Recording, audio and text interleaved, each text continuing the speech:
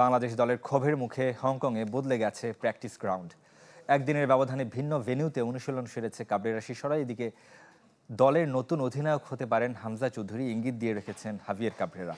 Hong Kong থেকে Shafayet মিদুলের report.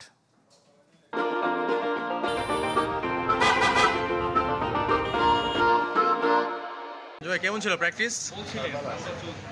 1.5 ঘন্টার অনুশীলন সেশন কেমন ছিল তা এক বাক্যে জানিয়ে দিলেন হামজা চৌধুরী।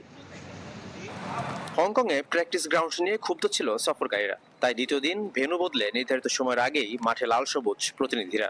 তখনও সিংয়ে গ্রাউন্ডে চলছিল স্থানীয়দের আনাগোনা। সবাই অবাক দৃষ্টিতে দেখেছেন হামজাকে।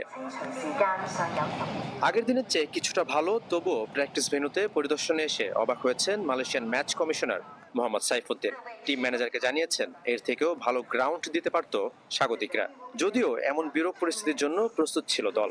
প্র্যাকটিসের জন্য আমাদের যেই মাঠ দিয়েছিল আমাদের হোটেল থেকে অলমোস্ট 1 ঘন্টা তার থেকেও বেশি। সো আর মাঠের কথা কি বলবো, মাঠ খুব বাজে মাঠ ছিল। সো এটা আমাদের মেন্টালি প্রিপেয়ার্ড ছিলাম যে আমাদের সাথে ওরা এরকম করবে। দেশ কিংবা বিদেশ, কোচের কথা আর লক্ষ্যের পরিবর্তন নেই, তবে পরিবর্তন আসছে শুরুর একাদশে তা নিশ্চিত। প্রশ্ন বাস্তবায়ন নিয়ে। গেল ম্যাচে আমাদের সবকিছুই পরিকল্পনা মতো ছিল, তবে কিছু ভুলের জন্য পারিনি। আবারও জয়ের জন্যই নামবো। সীমিত ভ্রমণ ক্লান্তির জন্য শুরুর একাদশ ছিল না। এই ম্যাচ নিয়ে ভিন্ন পরিকল্পনা।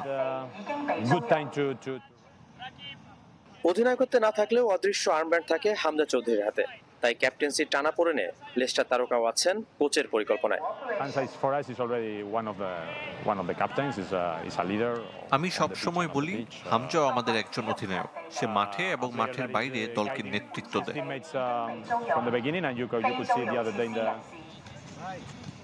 স্বপ্ন আর বাস্তবতার মিল হবে কি বাংলাদেশের? প্রতিশোধের মিশনটা পাবে কি পূর্ণতা? শাফায়েত মিদুল, চ্যানেল 24, সিংয়ে স্পোর্টস গ্রাউন্ড, হংকং, চায়না।